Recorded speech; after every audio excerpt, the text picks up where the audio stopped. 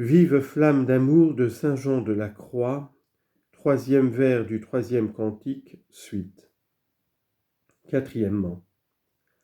La compassion que j'ai de ceux qui se trouvent en cet état ne reçoivent pas comme il faut ces sacrées touches et ces divines onctions du Saint-Esprit et qui perdent ensuite tous les fruits qu'ils en tireraient, m'engage à leur donner quelques avis salutaires pour les garantir de ces pertes considérables.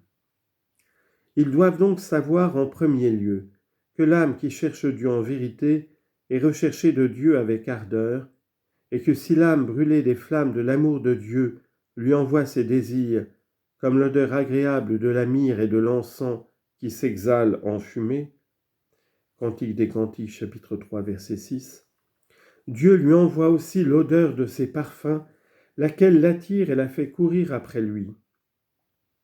Ces parfums sont les inspirations et les touches divines qui sont toujours fondées et réglées sur les motifs qui portent l'âme à garder parfaitement les commandements du Seigneur et les maximes de la foi. Car c'est par cette observation fidèle que l'âme s'approche de plus en plus de son Créateur.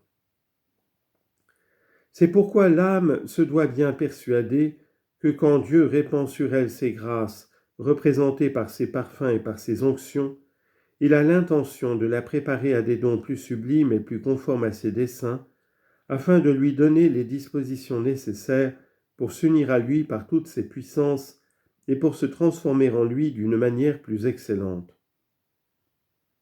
Lors donc qu'elle s'aperçoit que c'est Dieu qui agit principalement et qui la conduit au terme où elle ne peut aller, c'est-à-dire aux choses surnaturelles qui lui sont inconnues, elle doit se garder avec tout le soin possible de lui faire aucun obstacle dans le chemin par lequel il l'amène, et qui n'est autre que l'accomplissement des préceptes divins et des articles de la foi.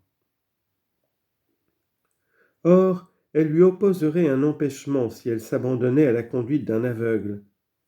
Sur quoi, on remarquera qu'il y a 3 sortes d'aveugles qui peuvent l'écarter du droit chemin. Le directeur spirituel, l'esprit malin et l'âme.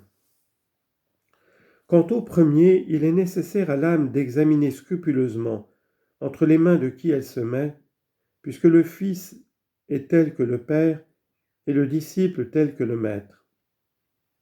À peine trouvera-t-elle un homme qui ait les qualités requises pour la diriger dans ses opérations les plus sublimes, ou même dans les moins élevées. Car il doit être d'une sagesse, d'une discrétion et d'une expérience consommée en ces matières. Parce que encore que la doctrine soit un fondement nécessaire pour soutenir la direction des âmes, toutefois, si le directeur n'a pas l'usage de ces choses, il ne saura pas comment il faut gouverner l'âme sur qui Dieu verse ses grâces extraordinaires. Il lui nuira même beaucoup. En effet, ceux qui ne connaissent pas par leur propre expérience les voies spirituelles, retirent les âmes qu'ils dirigent de ces onctions délicates par lesquelles le Saint-Esprit les dispose à l'union divine, d'autant qu'il les oblige à suivre les méthodes communes qu'ils ont prises dans les livres spirituels et qui ne sont propres qu'à former les novices dans la vie intérieure. Si bien que, comme leur science se borne à ceux qui commencent, ils ne veulent pas permettre à leurs disciples de s'élever au-dessus de leurs principes, ni des raisonnements et des opérations de l'imagination et de l'esprit dans l'oraison mentale, puisque Dieu les appelle à une contemplation plus éminente. 5.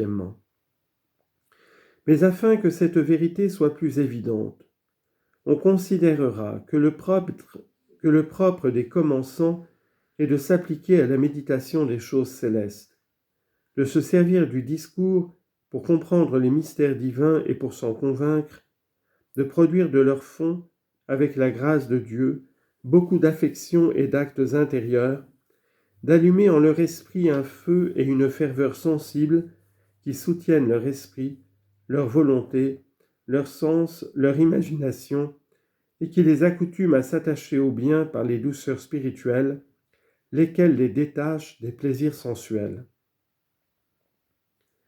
Mais après qu'ils se sont exercés quelque temps en ce genre d'oraison, Dieu les introduit dans les secrets de cette contemplation. Surtout les personnes qui se sont consacrées à son service dans la sainte religion, parce qu'ayant renoncé au monde, elles ont mieux disposé leur cœur et leur esprit à ces faveurs nouvelles.